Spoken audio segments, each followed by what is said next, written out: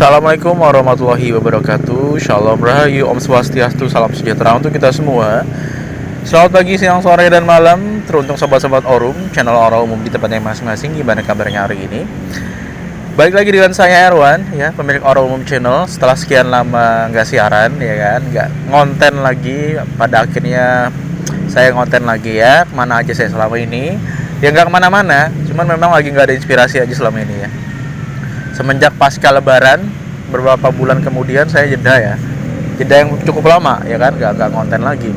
Nah sekarang saya balik lagi dengan tema terbaru, yaitu teman-teman bisa lihat sendiri di gambar adalah makna di sebalik gerakan sholat dan manfaatnya untuk kehidupan. Oke, ini bagi yang muslim ya, bagi yang muslim ini saya intermezzo dulu. Kita akan membahas hakikat sholat ya dari sisi ilmu hakikat ma'rifat. Mungkin kalau secara umum kita udah biasa ngebahas masalah rukun-rukun sholat ya kan, baru sunah-sunahnya sholat ngapain aja, itu kan bahasan fikih ya kan, bahasan hukum agama. Kita sekarang agak mendalam dikit ke arah esensi. Esensi itu adalah kebenaran atau maknawi ya. Maksudnya gini, inti atau isi lah. Kita mulai mendalam ke isinya sholat ya, maknanya sholat. Jadi tidak hanya sekedar aspek lahiriah aja seperti yang dibahas dalam fikih.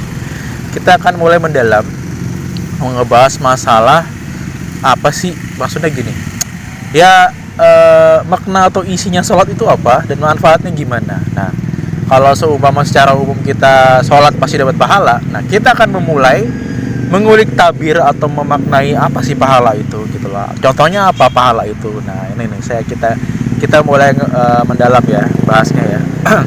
Baik, dimulai dari gerakan takbir ya. Takbir kan berdiri itu. Itu adalah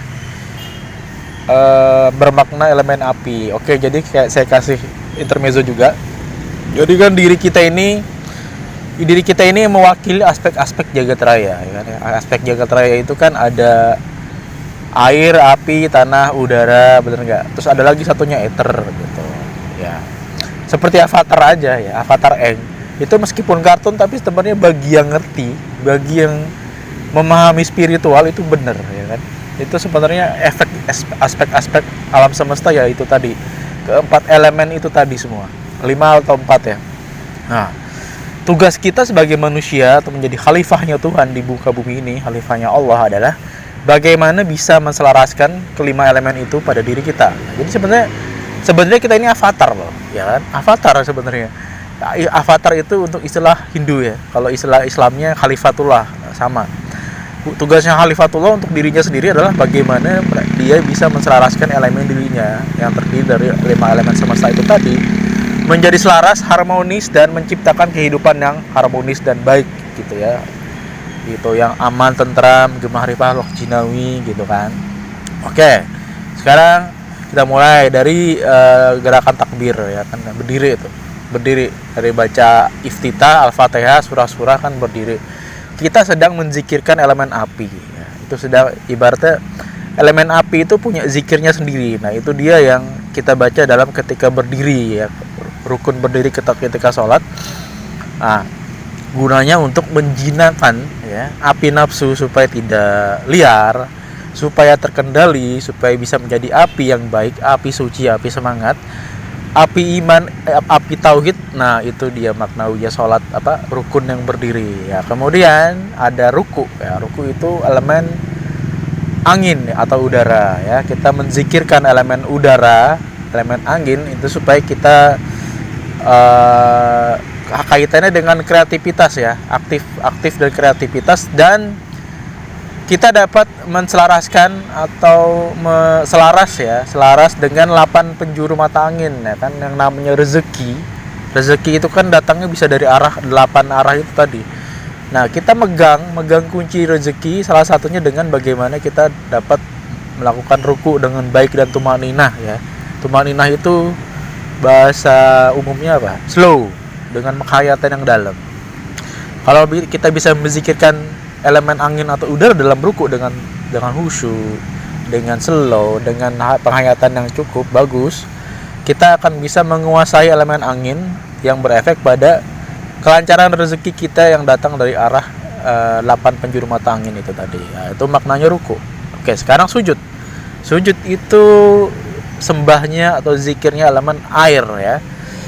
Jadi kalau misalnya kita nggak ada air, kita nggak hidup ya kan. Kita kan 70% badan kita atau 80% ya. 70% badan kita ini air. Nah, dengan kita biasanya padi, tanaman-tanaman yang kita makan itu kan disiram air baru tumbuh. Nah, maknawi air itu adalah bagaimana kita mempertahankan kelangsungan hidup kita.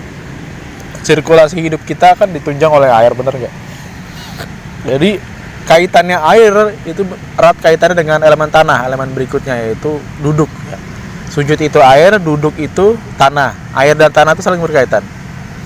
Itu adalah bagaimana kita efeknya supaya rezeki, terutama materi, uang gitu misalnya, itu lancar dalam kehidupan kita dan mendapatkan berkah dari arah yang nggak disangka-sangka. Nah, itu maknawinya kan.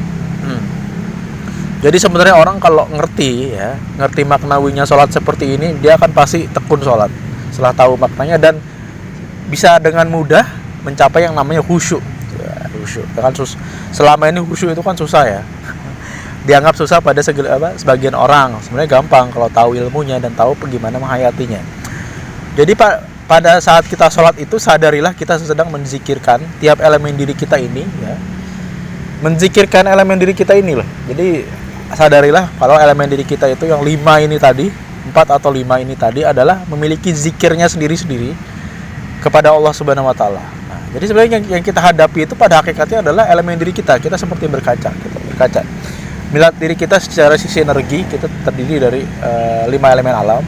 Kita zikirkan supaya jinak, supaya mau patuh pada Allah. Nah, nanti di tahap berikutnya yaitu di ma'rifat. Nah, ini kan hakikat ya. Di tahap selanjutnya di ma'rifat, Allah akan membukakan pintu atau hijab itu tadi ya, hijab-hijab diri kita supaya kita dapat memandangnya atau mengenalnya. Nah, itu adalah output daripada laku sholat ini tadi. Kalau kita lakukan dengan cara seperti ini, dengan kesadaran seperti ini, maka kita akan dapat mencapai yang namanya ma'rifatullah gitu, atau memandang wajah Allah, mengenal Allah. Nah, itu nikmatnya luar biasa gitu loh. Begitu. Jadi dengan kita memahami pengetahuan ini, kita diharapkan untuk tidak lagi ya sholat hanya sebatas kulit ya, tidak meresap ke esensi gitu. Teman-teman tahu sendiri gimana efeknya orang kalau sholat yang tidak meresap ya, nggak usah disebutin karena ini tidak menyangkut sentimen dengan oknum-oknum tertentu, hanya intermezzo saja. Oke? Baik.